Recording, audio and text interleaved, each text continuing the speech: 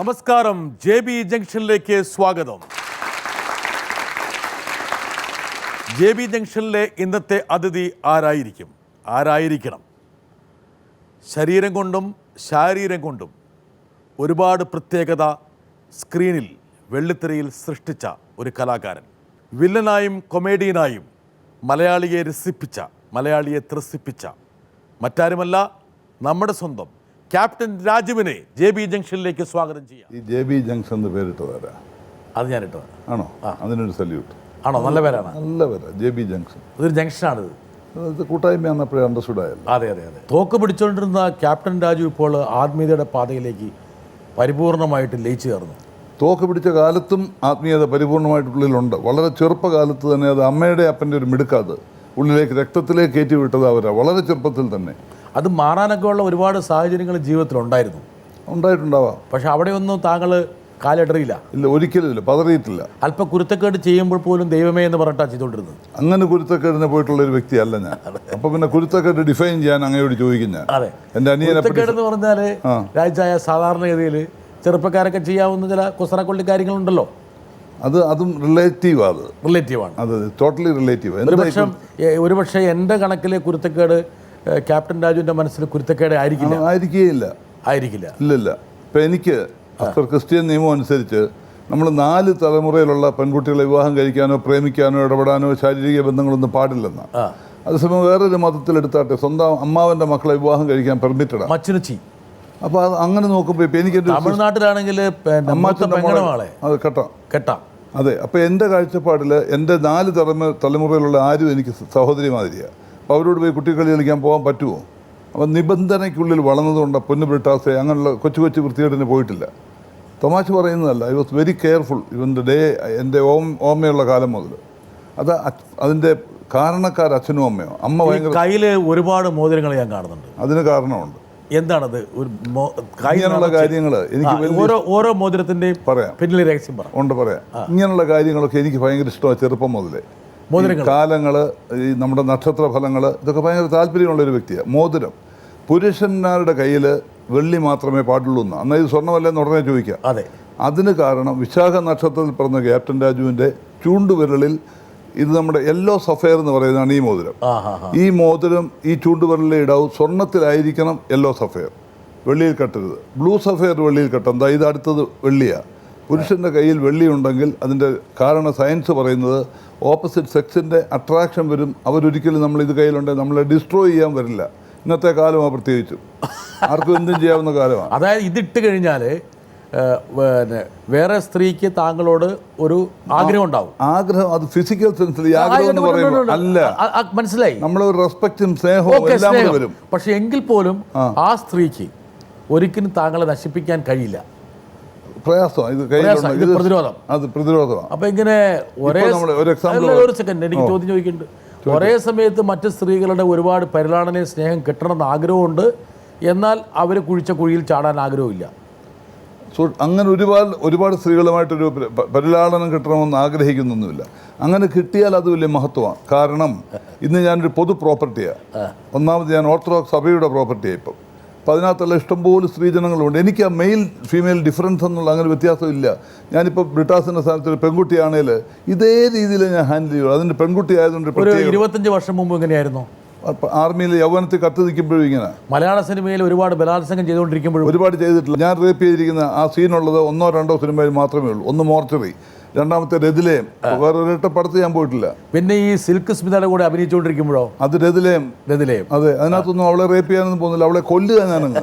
എന്നെ നശിപ്പിച്ച സ്ത്രീത്വത്തോടുള്ള ഒരു വിരോധം കാണിക്കുന്ന ആ പടം. അത് സെക്ഷുവൽ അല്ലത്. ആ പടം മധുസാർ എടുത്ത പടമാണ് രതിലയം. സൂപ്പർ ഡ്യൂപ്പർ ഹിറ്റാണ്. ഹിന്ദി, തമിഴ്, തെലുങ്കിൽ ഡബ് ചെയ്ത് പോയി. നമ്മൾ തിരിച്ചു വരാം വീണ്ടും. അപ്പോൾ നമ്മൾ ആത്മീയതയിലേക്ക് വന്നു. ഈ പറഞ്ഞ മോതിര കൈവിരലുകളെ കുറിച്ച് ചർച്ച ചെയ്തു. ഓരോ മോതിരത്തിനും ഓരോ പർപ്പസ് ഉണ്ട്. ചൂണ്ടുവിരലിൽ താങ്കൾ ഇട്ടിരിക്കുന്ന സ്വർണ്ണ മോതിരമാണെങ്കിലും സഫയറാണ്, യെല്ലോ സഫയർ. അത് താങ്കളുടെ വിശാഖ നക്ഷത്രവുമായി ബന്ധപ്പെട്ടതാണ്. ഇപ്പുറത്തുള്ളത് സ്വാഭാവികമായിട്ട് ഇത് ബ്ലൂ സഫയർ.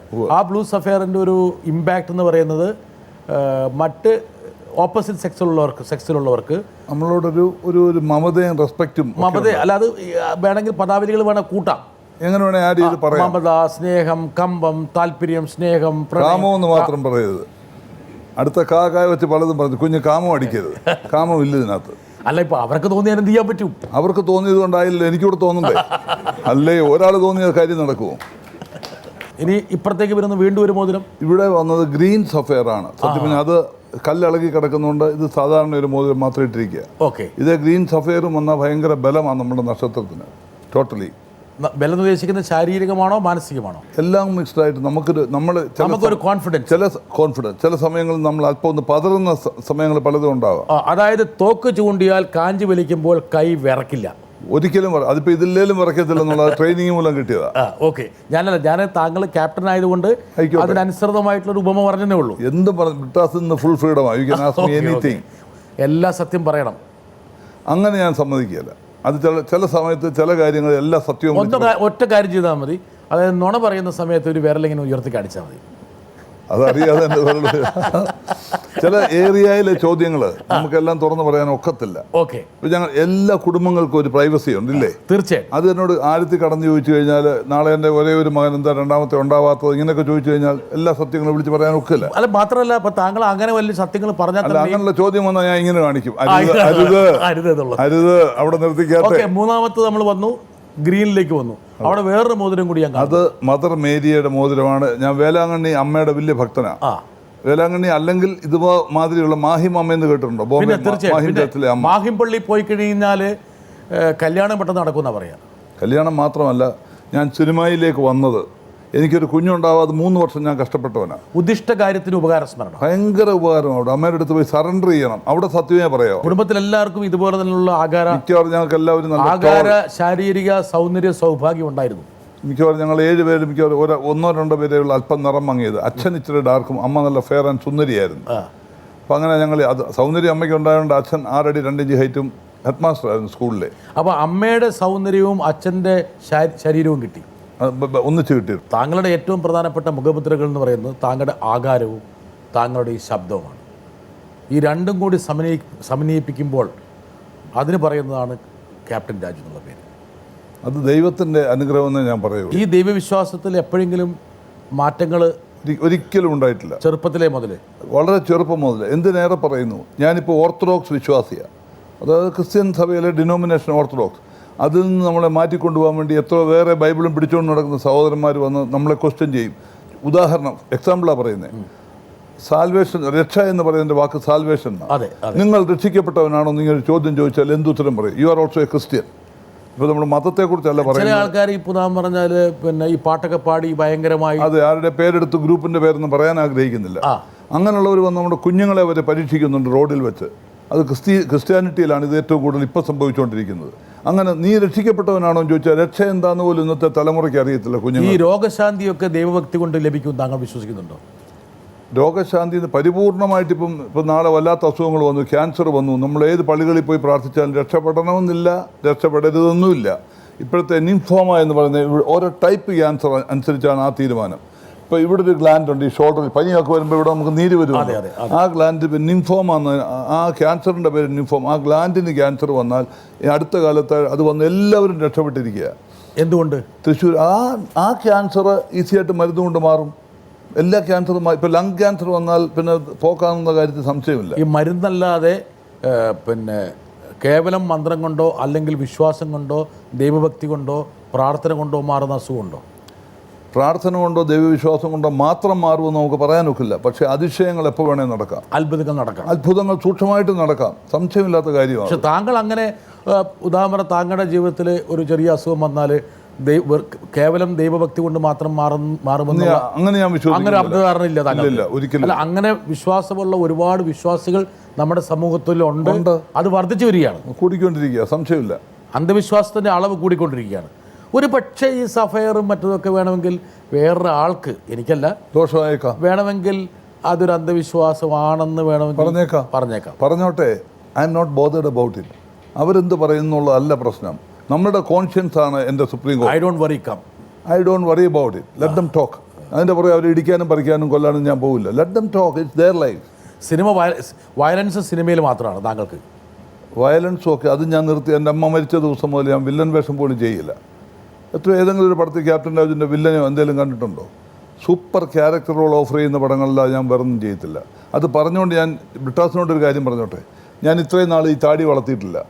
ഇതെന്തിനാണ് വളർത്തുന്നതെന്ന് അറിയുമോ? യേശുവിന് 12 ശിഷ്യന്മാരുണ്ടായിരുന്നില്ലേ? അതിൽ ഏറ്റവും നല്ല ഹൈറ്റും ഒക്കെയുള്ള നല്ല പേഴ്സണാലിറ്റിയുള്ള ശിഷ്യൻ്റെ പേര് സെയിൻറ്റ് പോൾ എന്ന് പറയും. പൗലോസ് ലീഹ, കേട്ടിട്ടുണ്ടല്ലോ? പിന്നെ തീർച്ചയായും. ഞാൻ ആ വേഷം ചെയ്യാൻ വേണ്ടി ഇസ്രായേലിനും ആദ്യം പോകുന്നത് ഓസ്ട്രേലിയ, തിരിച്ചു വന്ന ദമസ്കസ്, പിന്നെ വന്ന ഉടനെ സൈപ്രസിന് പോകും. എല്ലാം ഇവിടെ വന്നിട്ടാണ് തിരിച്ചു പോകുന്നത്. 7, 8, 10 ദിവസത്തേക്കാണ് പോകുന്നത്. പ്രൊഡ്യൂസ് ചെയ്യുന്നത് ഒരു മലയാളിയാണ്.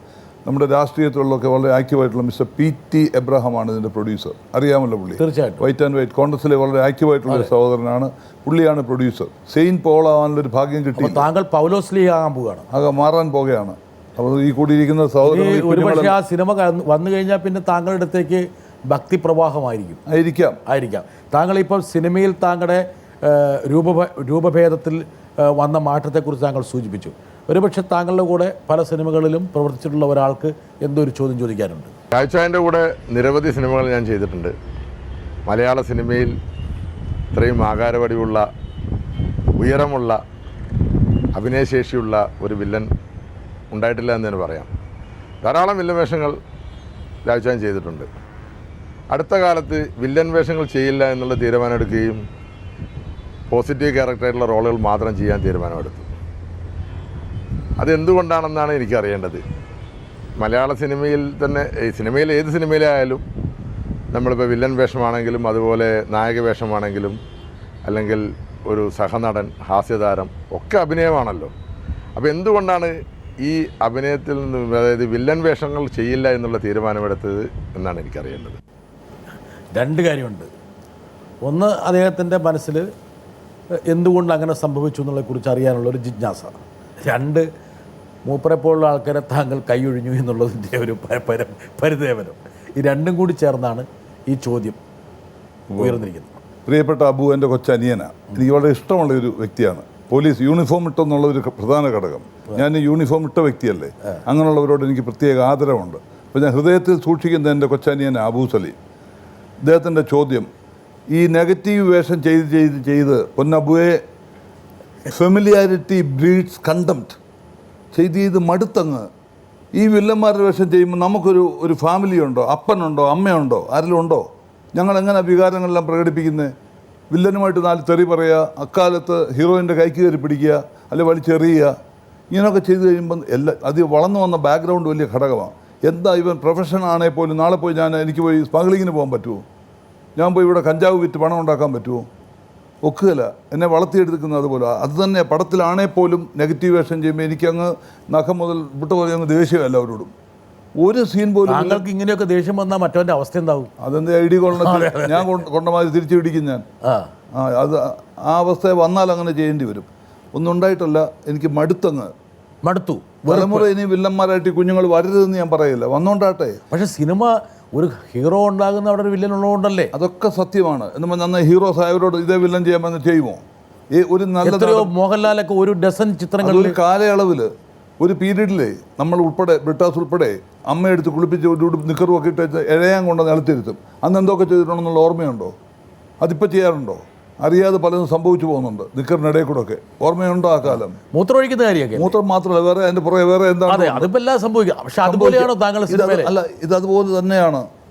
പലതും ഒരു പീരീഡിൽ കയറി വരാൻ വേണ്ടി ഞാൻ വരുന്ന കാലത്ത് മലയാള സിനിമയിൽ സോമൻ, സുകുമാരൻ, അങ്ങോട്ട് തിരിഞ്ഞ് കഴിഞ്ഞാൽ മധുസാർ, നസീർ സാറൊക്കെ അവരുടെ ബോഡി ഷേപ്പും ഒക്കെ വലിയ ഹൈറ്റുള്ളവരൊന്നും ആരുമില്ല. ആരാ ഉള്ളത്? സത്യമാസ്റ്ററൊക്കെ വെരി മീഡിയം ഹൈറ്റ് അവരെല്ലാം. പിന്നെ വന്ന് മമ്മൂട്ടി, മോഹൻലാലും വലിയ ഓവർ ഹൈറ്റ് ഒന്നുമില്ല. കറക്റ്റ് മലയാള ഹീറോയ്ക്ക് പറ്റിയ ഹൈറ്റാണ്. ഞാൻ വരുമ്പോൾ സത്യം പറഞ്ഞാൽ എൻ്റെ പ്രചോദനം ആരാന്ന് പറയട്ടെ വിട്ടാസ്. ഹിന്ദിയിൽ ഇങ്ങനൊരു യാങ്കിയായിരിക്കുന്ന അമിതാഭ് ബച്ചൻ, ഡാർക്കാണ്, വലിയ കളർഫുൾ ഒന്നുമല്ല പുള്ളിക്കാരന് കയറി ഓൾ ഓവർ ഇന്ത്യ അടിച്ച് കലക്കാമേ, നമുക്ക് എന്തുകൊണ്ട് ട്രൈ ചെയ്തുകൂടാന്ന് പറഞ്ഞാൽ അതുപോലെ നല്ല പൊക്കവും നല്ല ഒക്കെ തന്നിട്ടുണ്ട്, സൗന്ദര്യമുണ്ട്. അതെ, എങ്ങനെയാണ് ദൈവം നമ്മുടെ ട്രാക്ക്. അപ്പോൾ അങ്ങനെ താങ്കൾ ഒരു നായകനാകാൻ വേണ്ടി വന്നു. നായകൻ അങ്ങനെയല്ല, നല്ല വേഷം ചെയ്യാൻ വേണ്ടി വന്നു. ഓക്കെ, എനിവേ എന്തായാലും ഹീറോ ആണെന്നായിരിക്കുമല്ലോ ആഗ്രഹമില്ലാത്ത ഒരു മനുഷ്യനുണ്ട്. എനിക്കും ആഗ്രഹം ഉണ്ടായിരുന്നു. വന്നു കഴിഞ്ഞപ്പോൾ താങ്കളെ പിടിച്ച് ഇതിലേക്ക് ഇട്ടു. ഇതിലായിപ്പോയി, അങ്ങ് പൂട്ടിയിട്ടല്ലോ വില്ലൻ. ആരാണ് ആ പണി ചെയ്ത ഒരു വിദ്വാൻ? താങ്കളെ അതിലേക്ക് കൊണ്ടുവന്ന് സ്പിൻ ചെയ്തിട്ട് അത് അങ്ങനെ സംഭവിക്കുന്നത് എന്നാ ചോദിച്ചാൽ ചെയ്ത പടങ്ങളെല്ലാം ഹിറ്റായിട്ട് മാറി. ഞാൻ നെഗറ്റീവ് വില്ലനാണ് തോന്നിപ്പിക്കുന്ന ക്യാരക്ടറാണ് ഡയറക്ടർ ജോഷി സാറ രക്തം എന്നുള്ള പടം എനിക്ക് തരുന്നത്. ഒരു സെക്കൻഡ് അതിലേക്ക് വരുന്നതിന് മുമ്പ് ഒരാൾക്കെന്ന് പറയാനുണ്ട്, നോക്കാം. ഹലോ രാജു, സൗഹൃദ ബന്ധങ്ങൾക്ക് ഒരു പ്രാധാന്യം കൊടുക്കാത്ത ഇന്നത്തെ കാലത്ത് എത്രയോ വർഷങ്ങളായി നമ്മൾ തമ്മിലുള്ള സൗഹൃദം അതുപോലെ കാത്തു സൂക്ഷിക്കുന്നു. 8ാം ക്ലാസ് മുതൽ ഡിഗ്രി കോഴ്സ് കഴിയുന്നത് വരെ ഒന്നിച്ച് ഒരേ ക്ലാസ്സിൽ പഠിക്കുകയും അതിനുശേഷം രാജു മിലിറ്ററിയിൽ ചേരുകയും ക്യാപ്റ്റൻ പദവി വരെ എത്തുകയും സിനിമാ ഫീൽഡിൽ ദക്ഷിണേന്ത്യയിലെ ഏറ്റവും അറിയപ്പെടുന്ന ഒരു വില്ലൻ കഥാപാത്രമായി മാറുകയും ചെയ്തു. രാജു സിനിമാ രംഗത്തേക്ക് വരാൻ പ്രധാന പ്രചോദനമായി തീർന്നത് എന്താണെന്ന് അറിഞ്ഞാൽ കൊള്ളാം. ഇദ്ദേഹം അവിടെ തിയേറ്റർ നടന്ന ആളല്ലേ? തിയേറ്ററിൻ്റെ ഓണറാണ് ഇദ്ദേഹം, രാജേന്ദ്ര പ്രസാദ്. അത് തന്നെ അല്ലേ? പുള്ളിയുടെ പെറ്റ് നെയിം രാജു എന്നാണ്. രാജു പത്തനംതിട്ട താങ്കളുടെ വീടിനടുത്തുള്ള തിയേറ്ററാണ്. കുറച്ച് 2 കിലോമീറ്റർ ദൂരം. ആ തിയേറ്ററെല്ലാം മാറ്റി ഇദ്ദേഹം മൾട്ടിപ്ലക്സ് ആയി. അടിപൊളി തിയേറ്റർ ആവുന്നു. ഇപ്പം സിനിമയാണ് മൊത്തം അവരുടെ കുടുംബം. ഈ വ്യക്തിയെക്കുറിച്ചൊന്ന് പറഞ്ഞോട്ടെ. ഇത്രയും നന്മയുള്ള ഒരു സഹോദരനെ കിട്ടത്തില്ല ബ്രിട്ടാസെ. ഞങ്ങൾ 8ാം ക്ലാസ് മുതൽ പഠിക്കാൻ തുടങ്ങി. ഞാനും രാജു ആണല്ലോ. പത്തനംതിട്ട 2 കിലോമീറ്റർ. അന്ന് ബസ്സിനുള്ള പൈസ വലിയ ഹൈറ്റ് ഇല്ല, വലിയ ഹൈറ്റ് ഇല്ല, എന്നാൽ നല്ല കാണാൻ നല്ല വെളുത്ത ഹാൻഡ്സമാണ് ആണ്. പക്ഷെ അപ്പോൾ താങ്കളോട് നടക്കുമ്പോൾ എന്തായിരിക്കും സിറ്റുവേഷനുകൾ നമുക്ക് പിന്നീട് പറയാം. ഓക്കെ, ആയിക്കോട്ടെ.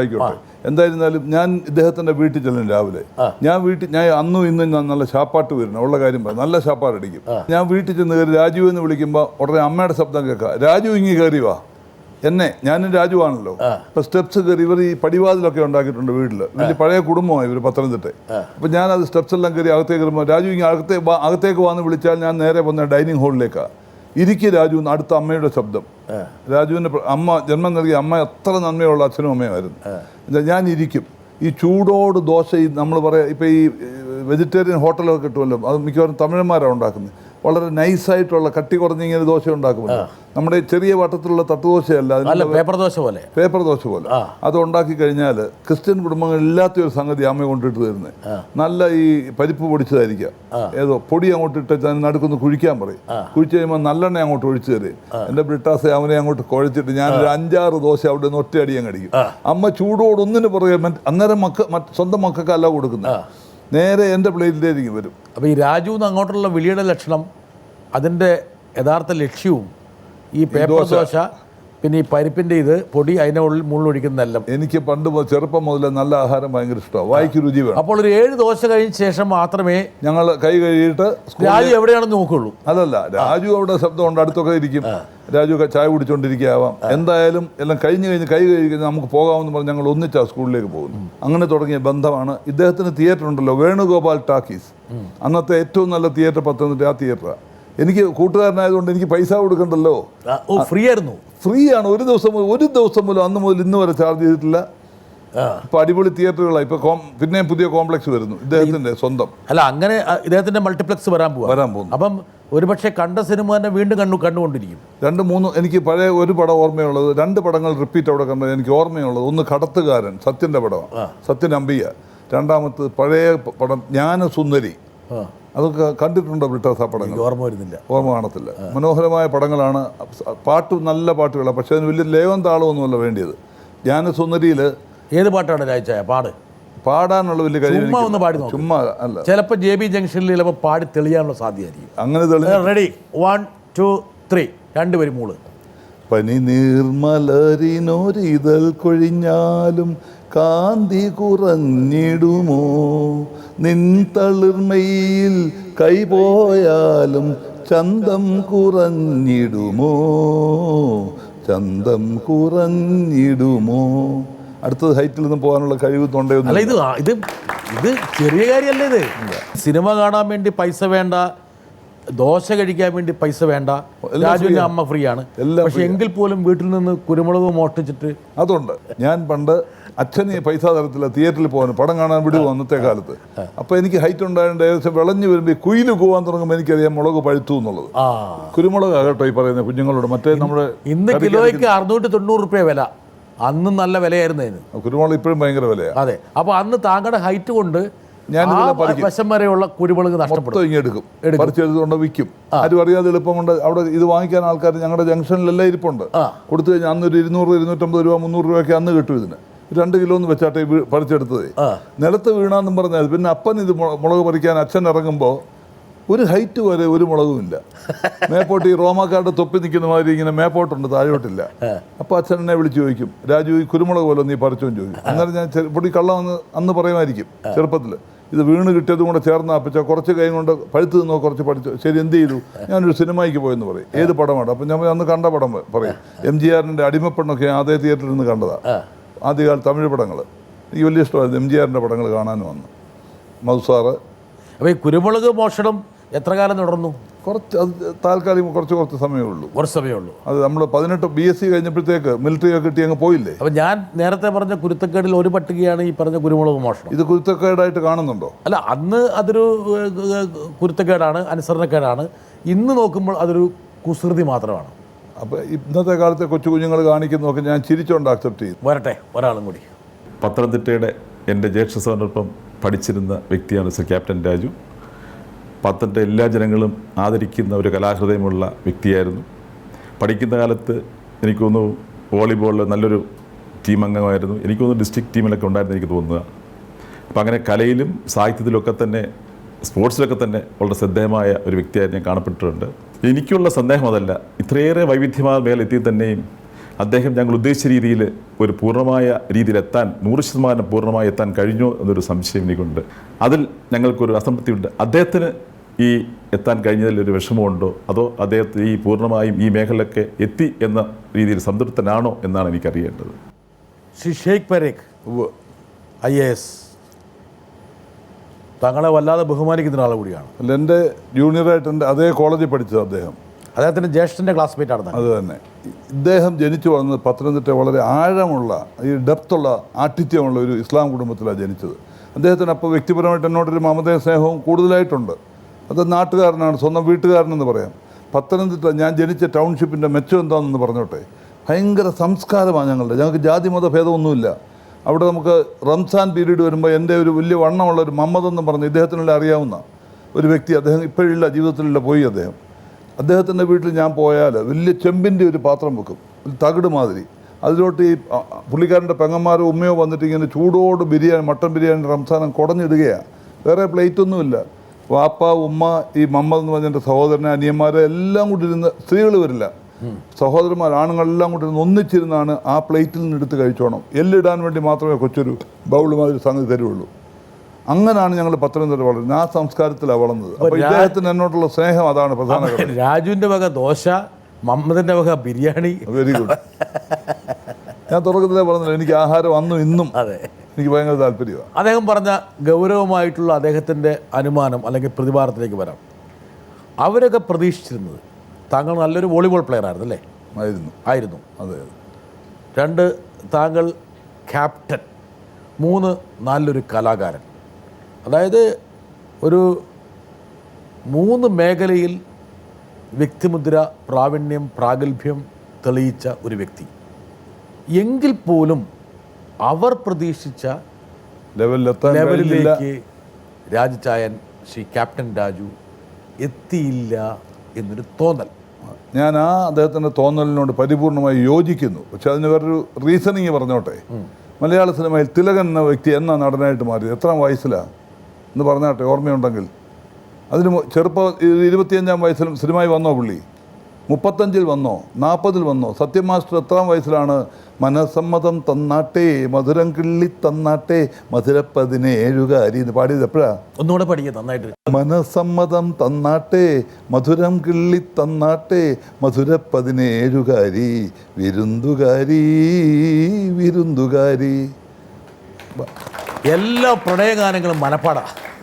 ഞാൻ ഭയങ്കര റൊമാൻറ്റിക് ആയിരുന്നു അന്നും ഇന്നും, അല്ലെന്ന് പറയുന്നില്ല. ഓക്കെ, അപ്പോൾ നമ്മളിതിലേക്ക് വന്നു പൂർണ്ണത. അപ്പോൾ താങ്കൾ പറഞ്ഞു വരുന്നത് താങ്കൾക്ക് പൂർണ്ണതയെത്താൻ ഇനിയും ഒരു, ഞാൻ ഓട്ടം തുടങ്ങിയതേ ഉള്ളൂ ബ്രിട്ടാസേ, തുടങ്ങിയിട്ടുള്ളൂ. ഓട്ടം എൻ്റെ ജീവിതം, സിനിമാ ജീവിതം തുടങ്ങിയതേ ഉള്ളൂ. ഇനി ഞാൻ ചോദിച്ചോട്ടെ, സലീം കുമാർ എന്ന് പറഞ്ഞ ഇപ്പോൾ 2 അവാർഡുകൾ സ്റ്റേറ്റും എല്ലാം വാങ്ങിച്ച നടനെ ഏത് വയസ്സിലാണ് കിട്ടിയത്? പറഞ്ഞെന്താ, എന്തുകൊണ്ട് കിട്ടിയില്ല? മമ്മൂട്ടിക്ക് മോഹൻലാലിനൊക്കെ തുടക്കത്തിലേ കിട്ടിയല്ലോ. നമ്മുടെ ഇപ്പോൾ അവാർഡ് വാങ്ങിച്ച കോമഡി ചെയ്യുന്ന പ്രിയപ്പെട്ട സുരാജ് വെഞ്ഞാറമൂടിന് വന്നപ്പോഴെന്തുകൊണ്ട് കിട്ടിയില്ല? എത്രയോ പടങ്ങൾ മമ്മൂട്ടിയുടെ കൂടെ അദ്ദേഹം ചെയ്തിരിക്കുന്നു. താങ്കളിപ്പോൾ എത്ര പതിറ്റാണ്ട് കാലമായിട്ട് നിറഞ്ഞു നിൽക്കുന്ന വ്യക്തിയാണ്. അതെ, ഞാൻ 32 വർഷമായി ഇൻഡസ്ട്രിയിൽ. 3 പതിറ്റാണ്ട് കാലമായിട്ടും താങ്കൾക്ക് മലയാള സിനിമയിൽ പാകമായിട്ടില്ല എന്നാണ് താങ്കൾ തോന്നുന്നത്? എന്നല്ല, ഭാഗമാവുന്നതിനും മറ്റ് അവാർഡുകളും വളർച്ച എന്ന് പറയുന്നതിനും വലിയ വ്യത്യാസമാണ്. ഞാൻ വടക്കൻ ഒരു സെക്കൻഡ്, താങ്കൾക്ക് ഇക്കാര്യത്തിൽ വിശ്വാസത്തിലൊക്കെ വലിയ താല്പര്യമുള്ള ആളാണ്. അതെ, അത്യാവശ്യം കൈനോക്കുകയും ചെയ്യും. അത് എനിക്കറിയാം, നോക്കാനും അറിയാം. ഞാൻ പഠിച്ച ഷീറോയുടെ ബുക്ക് മൊത്തം നോക്കിയതാണ്. കുഞ്ഞിൻ്റെ ലൈഫ് ലൈൻ അടിപൊളിയാണ്, സ്ട്രോങ് ആണ്.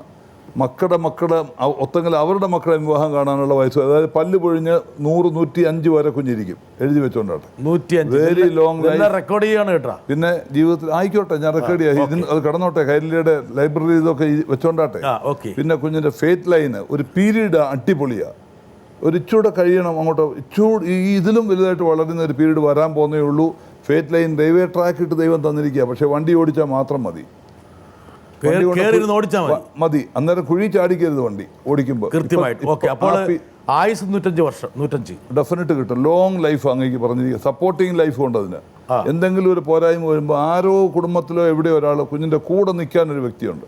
അത് ബ്ലഡ് വേണമെങ്കിൽ ബ്ലഡ് തരാൻ, സമ്പത്ത് വേണമെങ്കിൽ സമ്പത്ത് തരാനൊക്കെ ലൈഫ് ലൈനോടൊപ്പം സപ്പോർട്ട് ലൈൻ കൂടെ can be your wife side also. Okay, വൈഫിൻ്റെ സൈഡിൽ നിന്നും അങ്ങനെ ആവാം. അപ്പോൾ പ്രൊഫഷൻ ഭംഗിയായിരിക്കുന്നു. അതിനിടെ കൈ നോക്കിയപ്പോൾ വിവാഹം എത്രാം വയസ്സിലായിരുന്നു? 29 ആയിരുന്നു. വിവാഹ ലൈൻ വളരെ പ്രോമിനൻ്റ് ആയിട്ട് കിടപ്പുണ്ട്. ഇനി വിവാഹം ഒരു വിവാഹം ഇല്ല. ഈ ലൈൻ കണ്ടു കഴിഞ്ഞാൽ ഇനി തിലോത്തമേ ഉർവശി എല്ലാം കൂടെ വന്ന് ഇങ്ങനെ ഡാൻസ് ചെയ്താലും വീഴത്തില്ല ബ്രിട്ടാസ്. ഒറ്റ സ്ത്രീയിൽ പിടിച്ചു നിൽക്കും. ഒന്നും കൂടി പറയാറ് തമാശ അല്ല പറയുന്നത്, അത്ര ക്ലിയറാ. വേണ്ടാത്ത ഇൻഫാറ്റുവേഷൻ പോലും ഉണ്ടാവില്ല. അത് ആഫ്റ്ററും ഇല്ല, ബിഫോറൊന്നും ഇല്ല. വിവാഹത്തിൻ്റെ ഒറ്റ ലൈനില്ല. കുറച്ച് ജീവിതം സീരിയസ് ആയിട്ട് എടുത്തിരുന്നെങ്കിൽ പഠിച്ചു കഴിഞ്ഞ കാലത്ത് തന്നെ എവിടെയോ എത്തണമായിരുന്നു. കാരണം മൗണ്ടുകളൊക്കെ അല്പം, ഇതാണ് നമ്മുടെ ജൂപ്പിറ്റർ എന്നൊക്കെ പറയുന്ന മൗണ്ടുകൾ അത്ര പ്രോമിനൻ്റ് അല്ല. അങ്ങനെ ഒരു ആവേശം ചെറുകാലത്ത് ഉണ്ടായിരുന്ന കുഞ്ഞ് വേറൊരു എവിടെയോ ടോപ്പിലെത്താനുള്ള വ്യക്തിയാണ്. ഇപ്പോൾ വന്ന ഷെയ്ഖ് പരീദ് സാർ മാതിരിയോ അതിനെക്കാട്ടിൽ വലുതായിട്ടൊക്കെ പോകേണ്ട ഒരു വ്യക്തിയാണ് ജോൺ ബ്രിട്ടാസ്. ഓക്കെ, പിന്നെ കൈ തീർത്ത് കാണിക്കുന്നു. അത്ര എളുപ്പം വന്നു കയറുന്ന പൈസ അങ്ങ് ഊറിപ്പോകത്തൊന്നുമില്ല, വെക്കും. ഇച്ചിരി സൂക്ഷിച്ചും കണ്ടേ ചിലവാക്കുള്ളൂ. കുഞ്ഞെ കൈ വിളിച്ച് പറയുന്നു. ശരി, ഞാൻ അടക്കട്ടെ. അടച്ചോണ്ട് ഓക്കെ. ഈ പറഞ്ഞ ഭാവി പ്രവചിക്കാനും അതുപോലെ കാര്യങ്ങളെ മന്നം ചെയ്യാനുമുള്ള താങ്കളുടെ സിദ്ധി വെച്ചിട്ട് താങ്കളുടെ ഇവരുദ്ദേശിച്ച ആ പക്വതയാർജിക്കൽ എവിടെയായിരിക്കും, എപ്പോഴായിരിക്കും? അതിന് ഇപ്പം തന്നെ ഞാൻ ഇങ്ങനൊരു വേഷം പ്രതീക്ഷിച്ചാണോ? എനിക്കൊരു നാഷണൽ അവാർഡോ വടക്കൻ വീരഗാഥയിലെ അരിങ്ങോടർക്കൊരു സ്റ്റേറ്റ് അവാർഡ് തന്നോ? ഞാൻ ചുമ്മാ ചോദിക്കുക. ആരെങ്കിലും വിളിച്ചു തന്നോ? ഏറ്റവും നല്ല പെർഫോമൻസ് ആണെന്ന് ലോകം മൊത്തം വിളിച്ചു പറഞ്ഞൊരു കഥാപാത്രമാണ് അരിങ്ങോടർ. ചന്തു അരിങ്ങോട്ടർ ആണല്ലോ. ഏതാണ് അരിങ്ങോട്ടറുടെ? വടക്കൻ വീരഗാഥയിലെ കഥാപാത്രം ഞാൻ ചോദിക്കുന്നത്. അന്ന് കിട്ടിയില്ല. കാരണം ഞാൻ അതിൻ്റെ പുറകെ മണി അടിച്ചാലും പിടിക്കാനൊന്നും പോകില്ല. എനിക്ക് ലോകം ജനത വിളിച്ചൊരു അവാർഡ് തന്നാൽ മാത്രമേ ഞാൻ സ്വീകരിക്കുകയുള്ളൂ. അതിൻ്റെ പുറകെ പോയി ഡൽഹിയിലൊക്കെ പോയി കിടന്ന് മാനിപ്പുലേറ്റ് ചെയ്തുള്ള കളിയിലൊന്നും ഞാനില്ല. ചേകവ കഥകളിലെ അരിങ്ങോടർക്ക് ഒരു സ്ഥിരപ്രതിഷ്ഠ മലയാളിയുടെ മനസ്സിൽ നേടിക്കൊടുത്ത ഒരു വേഷം. കറക്റ്റ്. താങ്കൾ ഒരുപക്ഷെ ഒരു നടൻ നിലയിൽ അഭിമാനിക്കുമ്പോൾ താങ്കൾ മനസ്സിലേക്ക് ആവാഹിക്കുന്ന ആദ്യ ചിത്രം ഇതായിരിക്കും. സൂക്ഷ്മമായിട്ട് ഒരു ക്ലാസ് പെർഫോമൻസിന് ഒരു പലവിധ സ്റ്റൈലിൽ നമുക്ക് പെർഫോം ചെയ്യാമല്ലോ. This is A class. എന്നതിൽ എപ്പിക്കാണ് ഈ പടം. ഇതുപോലൊരു പടങ്ങളിൽ മലയാള ഹിസ്റ്ററിയിൽ ഉണ്ടാകാൻ പോകുന്നില്ല. വീരഗാഥ മാതിരിയുള്ള കടങ്ങൾ അത് ചെയ്യാനുള്ള ആ അടുത്ത തലമുറയിൽ ഈ ഞങ്ങൾ ചെയ്ത കഥാപാത്രത്തിന് ഈക്വലായിട്ടുള്ള ആർട്ടിസ്റ്റ് പോലും കുറവാണെന്ന് ഞാൻ പറയുള്ളൂ. ഈ അരിങ്ങോടർക്ക് പിന്നീട് എന്ത് സംഭവിച്ചു എന്ന് ആൾക്കാർ ചോദിച്ചു. വരട്ടെ. നമസ്കാരം ക്യാപ്റ്റൻ. ഒത്തിരി വർഷങ്ങളായി നമ്മൾ ഒരുമിച്ച് പൊതുപ്രവർത്തനവും ആരോഗ്യമേഖലയിലും മറ്റുമൊക്കെ ഇടപെടുന്നത്. എൻ്റെ മനസ്സിൽ കൊണ്ടുവരുന്ന ഒരു ചോദ്യമാണ്, മിക്കവാറും എല്ലാ പ്രേക്ഷകരുടെയും മനസ്സിലുള്ള ഒരു ചോദ്യമാണ്. ഈ വില്ലൻ കഥാപാത്രങ്ങളിൽ നിന്ന് ക്യാപ്റ്റൻ എങ്ങനെയാണ് ഇത്രയും രാജ്യസ്നേഹിയും ആതുര സേവനത്തിലോട്ടും ക്യാപ്റ്റന് വരാൻ കഴിഞ്ഞത് എങ്ങനെയാണ്? അതിലുപരി ക്യാപ്റ്റൻ്റെ ഒരു പ്രത്യേകത, കേരളത്തിൽ എവിടെ യാത്ര ചെയ്താലും ഏറ്റവും നല്ല ഭക്ഷണം കിട്ടുന്ന സ്ഥലത്ത് പോവുക, എല്ലാവർക്കും ഭക്ഷണം മേടിച്ചു കൊടുക്കുക, വയറ് നിറച്ചു. ഈ രണ്ട് പ്രത്യേകത ഞാൻ ക്യാപ്റ്റനിൽ കണ്ടിട്ടുണ്ട്. അത് എങ്ങനെ ഉണ്ടായി, എന്താണ് അതിൻ്റെ ഉദ്ദേശം എന്നൊന്ന് പറയാമോ? താങ്കളുടെ സുഹൃത്താണോ? ഉത്തമ സുഹൃത്താണ്. എത്ര കാലമായിട്ടുള്ള സൗഹൃദമാണ്? കഴിഞ്ഞ ഒരു 3-4 വർഷമായിട്ടുള്ളൂ. ബെന്നി ജോസഫ്. അപ്പം ബെന്നി താങ്കളുടെ പ്രത്യേകതകളെല്ലാം കണ്ടുപിടിച്ചിരിക്കുന്നു. ആയിരിക്കാം. ഒന്ന്, താങ്കൾ ഈ വില്ലൻ വേഷങ്ങളിൽ നിന്ന് യഥാർത്ഥത്തിൽ ജീവിതത്തിൻ്റെ ഒരുപക്ഷെ സാധാരണ ജനങ്ങൾ ആഗ്രഹിക്കുന്ന തലത്തിലേക്ക് മാറി. 2, ഭക്ഷണത്തോടുള്ള താങ്കളുടെ കമ്പം ബെന്നി പെട്ടെന്ന് തന്നെ തിരിച്ചറിഞ്ഞിരിക്കുന്നു. ബെന്നി അതിൻ്റെ ഗുണഭോക്താവാണോ? കൂടെ പോകുമ്പോൾ ഒന്നിച്ചേ കഴിക്കുകയുള്ളൂ. അപ്പോൾ എപ്പോഴും പറയും ക്യാപ്റ്റൻ്റെ കൂടെ പോയാൽ ഞാൻ ആഹാരം കഴിച്ച് ചാവും മരിച്ചു പോകുമെന്ന് പറയും എന്നൊക്കെ പറയാറുണ്ട്. ഇത് ഒരു ആദ്യത്തെ അദ്ദേഹത്തിൻ്റെ സംശയം. അത് പറഞ്ഞോട്ടെ, ഒരു മനുഷ്യൻ്റെ ജന്മത്തിനൊരു ഉദ്ദേശശുദ്ധിയുണ്ട്, ശരിയല്ലേ? കുറച്ച് പടം ചെയ്ത് കുറച്ച് പണം ഉണ്ടാക്കി കുറച്ച് പേര് വന്നതൊന്നും വലിയ കാര്യമില്ല. അതൊക്കെ നാം പൊടിഞ്ഞു പറഞ്ഞ് പോകുന്ന കാര്യങ്ങളാണ്.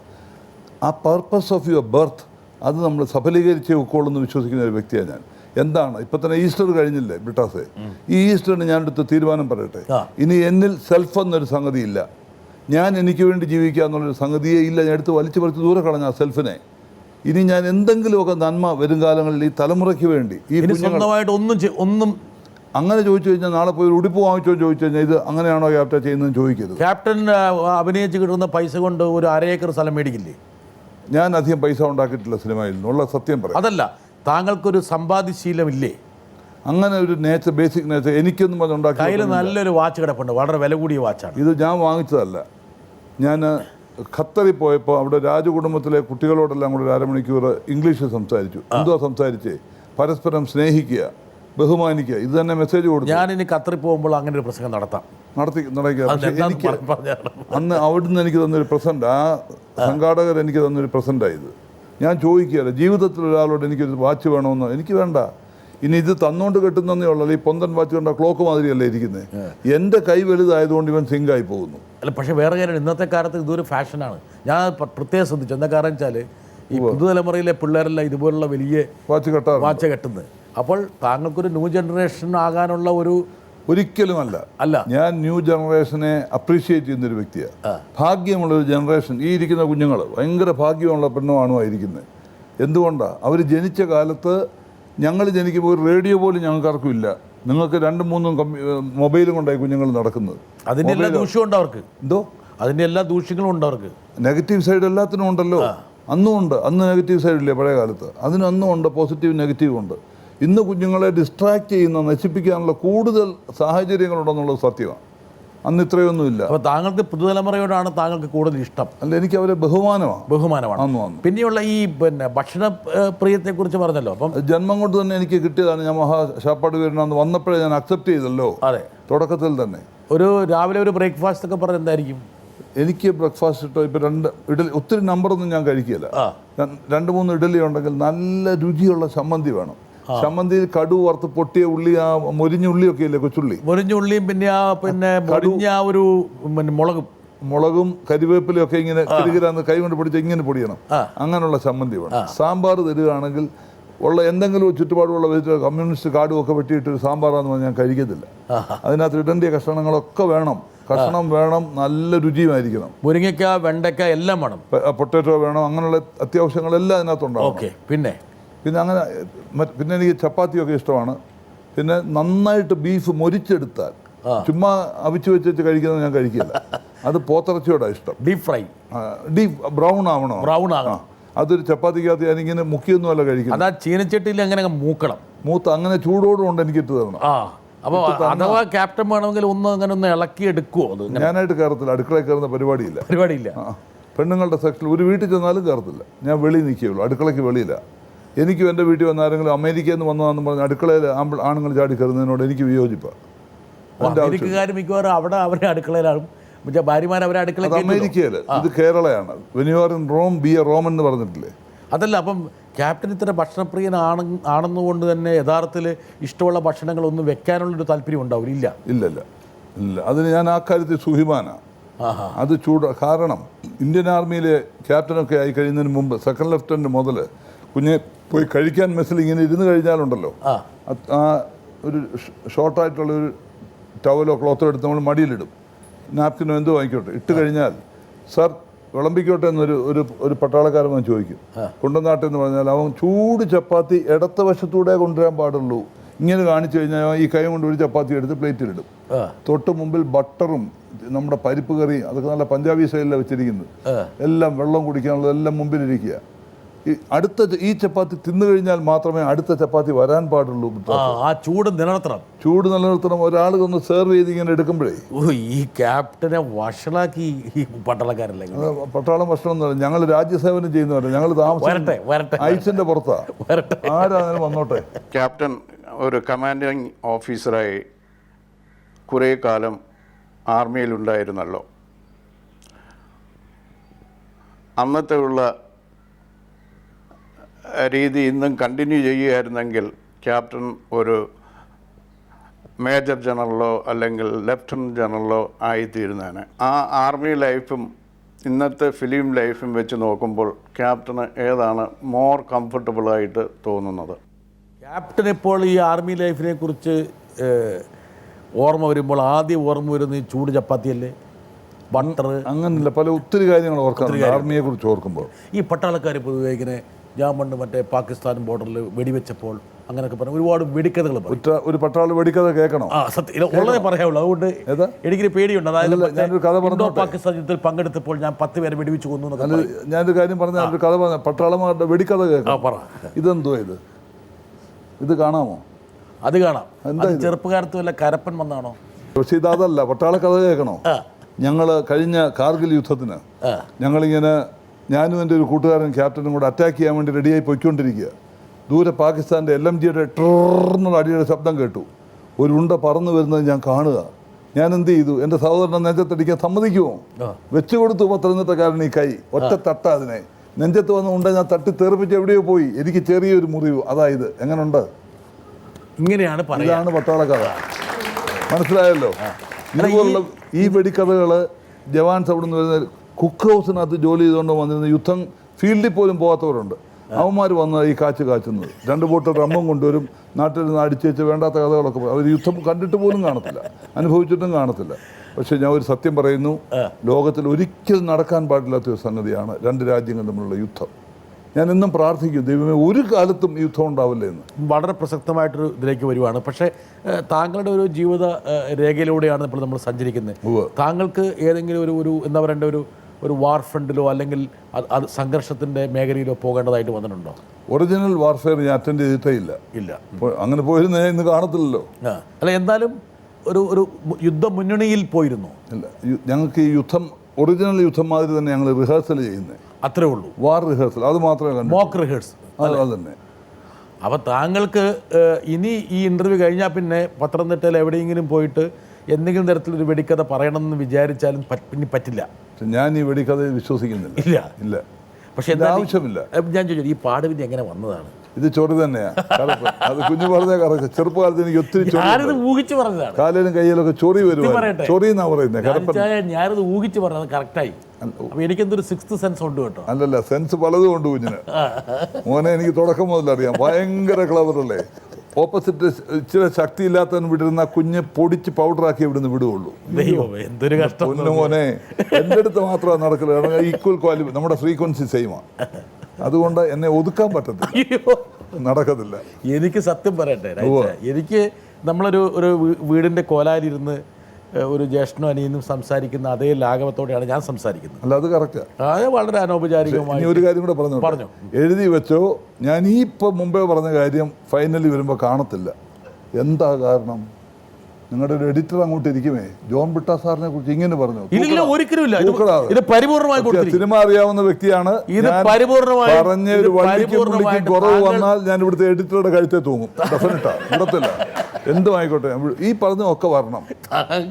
താങ്കൾ പറഞ്ഞ ഒരു വാചകം പോലും അത് എനിക്ക് ഹിതകരമാണോ ഹിതകരമല്ലയോ എന്ന് നോക്കാതെ പരിപൂർണ്ണമായിട്ട് കൊടുത്തു. ഇപ്പൊ ഇന്റർവ്യൂ എടുക്കുന്ന ആളെന്നുപരി കുഞ്ഞിന്ന് കൈരളിയുടെ ആരാ? അതൊക്കെ വിട്, അതൊന്നും ഒരു പ്രശ്നം. ഞാൻ പിടിച്ചാ വിടത്തില്ല. ഇത് ആരോ പറഞ്ഞ പോലെ പിടിച്ചതിനേക്കാളും വരുന്നത് മാടത്തിൽ നിന്ന് പറഞ്ഞ പോലെ ഇത് താങ്കളുടെ ഉരുപ്പിടിയാന്നുള്ള കാര്യം എനിക്ക് അറിയാം, പണ്ടേ അറിയാം. താങ്കളുടെ പല കളികളും എനിക്ക് അറിയുകയും ചെയ്യാം. ഞാനില്ല പല കളികളിലും ഞാൻ അങ്ങനെ ഉദ്ദേശിച്ച വേറെ അങ്ങനെയുള്ള ഒരു കാര്യം. അയ്യോ, ഞാൻ മോശമർത്ഥത്തിലല്ല ഉദ്ദേശിച്ചു. അല്ല, മറ്റു മോശമായിട്ട് കളി ഒരിക്കലും ഇല്ല. എവിടെയോ ഒരു കുറ്റബോധം എവിടെ കിടക്കത്തുള്ളൂ തോന്നല്ലോ. അത് ഞാൻ അങ്ങനെ മനസ്സാ വാച കർമ്മണ ഉദ്ദേശിച്ചിരുന്നില്ല. പക്ഷെ എവിടെയോ ഒന്ന് തികട്ടി കിടപ്പുണ്ട് അവിടെ. ഒന്നുമില്ല. ഇല്ലല്ലോ. ഞാൻ ഓപ്പൺ ആണ്. ഇങ്ങനെയുള്ള ഒറ്റ ഉദ്ദേശമേ ഉള്ളൂ. കണ്ടുകൊണ്ടും കേട്ടുകൊണ്ടും ഇരിക്കുന്ന നമ്മുടെ പ്രേക്ഷകർക്ക് സന്തോഷം വരണം, ആസ്വാദനമാവണം. തീർച്ചയായിട്ടും പല മൂഡിലും വേദനയിൽ കഴിയും നമ്മുടെ കേരളീയരായ നമ്മുടെ സഹോദരങ്ങൾക്ക് പൊടി സന്തോഷം. 10 വർഷം, ഒരു പതിറ്റാണ്ട് കാലം താങ്കൾ സേനയെ സേവിച്ചു. 5 വർഷം.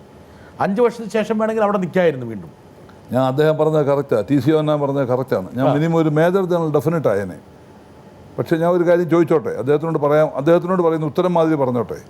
ഞാൻ ഇന്നൊരു മേജർ ജനറൽ ആയാലും ശരി, ഇവിടെ വന്ന് ഈ കുഞ്ഞുങ്ങളുടെ മുമ്പിലേക്ക് എളുപ്പം ഇതേ മീശയൊക്കെ വെച്ചുകൊണ്ട് വന്ന് അടിപൊളി സ്ലിം, ഇത്ര വണ്ണമൊന്നും വരില്ല, സ്ലിമ്മായിട്ട് വന്ന് കയറിയാൽ ഇങ്ങനെ ആരാന്ന് ചോദിച്ചാൽ പറയുമോ? ഈ കുഞ്ഞുങ്ങൾ പറയുമോ? ആരും പറയില്ല. ആരും ഏതോ ഒരു വീരപ്പൻ്റെ സഹോദരനാന്നേ പറയുള്ളൂ ഈ മീശയൊക്കെ കണ്ടാൽ. പക്ഷേ ഇന്നോ എൻ്റെ ബ്രിട്ടാസെ, ഇനി എത്ര യുഗങ്ങളിൽ എനിക്ക് ദൈവം ജന്മം നൽകിയതേ ക്യാപ്റ്റൻ രാജുവായിട്ട് ജനിപ്പിക്കണേ എന്ന് ഞാൻ എൻ്റെ ദൈവം തമ്പുരാനോട് പ്രാർത്ഥിക്കുക. സത്യം പറയാം, ഒന്നും വേണ്ട. താങ്കളിപ്പോൾ താങ്കളെ ആർക്കും കാണേണ്ട കാര്യമില്ല. താങ്കൾ ഒരാളെ ഫോൺ വിളിച്ചിട്ട് ഒരു വാചകം പറഞ്ഞാൽ അവർ തിരിച്ചു പറയും ക്യാപ്റ്റൻ രാജു അല്ലേ എന്ന് ചോദിക്കും. ഉടനെ പറയും, സൗണ്ട് കൊണ്ട് പറയും. സൗണ്ട് പറയും. മറ്റ് പലർക്കും കിട്ടാത്തൊരു സൗഭാഗ്യം താങ്കൾ കിട്ടുന്നുണ്ട്. അല്ലല്ല, നടീ നടന്ന് പറയുമ്പോൾ തന്നെ ഇനി എന്തൊക്കെ കെട്ടപേരുണ്ടെന്നാലും ഞാൻ സമ്മതിക്കില്ല. ഭയങ്കര അനുഗ്രഹമാണ്. നസീർ സാർ മരിക്കാൻ കിടക്കുന്ന സമയത്താണ് പേപ്പറുകാർ പോയി അദ്ദേഹത്തിനെ കണ്ടു, വിജയ ഹോസ്പിറ്റലിൽ. ആ മരിച്ചതിന് 2 ദിവസം മുമ്പേ ഞാനും സത്യരാജും കൂടെ പോയി കണ്ടിരുന്നു. അന്ന് ഞങ്ങൾ ചെന്നപ്പോൾ ആ സമയത്ത് പറഞ്ഞാണ് ഈ ഒരു ഇൻ്റർവ്യൂ എടുക്കാൻ വേണ്ടി വന്നത്. സാറിനോട് ചോദ്യം ചോദിച്ചു, നസീർ സാറേ, ഇത് ഇത്ര മനോഹരമായ ജന്മം ദൈവം തന്നു, അങ്ങേക്ക് ഇനി അടുത്തൊരു ജന്മം ഉണ്ടെങ്കിൽ, അപ്പോൾ ക്രിട്ടിക്കലായിരിക്കുന്ന സമയത്തേക്ക് വരിക, എന്താണ് ആഗ്രഹം ചോദിച്ചപ്പോൾ അദ്ദേഹം ഇതേമാതിരി ഉത്തരവാണ് പറഞ്ഞു, എനിക്ക് പ്രേം നസീർ ആയാൽ മാത്രം മതി. അത് കണ്ടൻറ്റഡ് ആയിരുന്നു, ദൈവം കൊടുത്തത് സംതൃപ്തനായിരുന്നു നസീർ സാർ. ക്യാപ്റ്റൻ രാജു 100% ഞാൻ കണ്ടൻറ്റഡാണ് ഇന്നത്തെ ഈ നിമിഷം വരെ. ഈ ഇന്റർവ്യൂ താങ്കൾക്ക് ഇനിയും താങ്കളുടെ പൂർണ്ണമായ ഒരു തലത്തിലേക്ക് വരാനുണ്ട്. അപ്പോൾ താങ്കൾ പട്ടാളത്തിൽ ഈ പറഞ്ഞ മേജർ ജനറലോ ലെഫ്റ്റനന്റോ ഒന്നും ആകാത്തത്, ലെഫ്റ്റനന്റ് ജനറലോ ഒന്നും ആകാത്തതിൽ താങ്കൾക്ക് യാതൊരു വിഷമവുമില്ല. ഒരു വിഷമവുമില്ല. ഇത് ദൈവ നടത്തിപ്പാണ്. നല്ല ഉദ്ദേശം വെച്ചാൽ തമ്പുരാൻ ഇങ്ങനെ എന്നെ ഈ ഗ്രാഫിൽ കൊണ്ടുവന്നിരിക്കുന്നത്.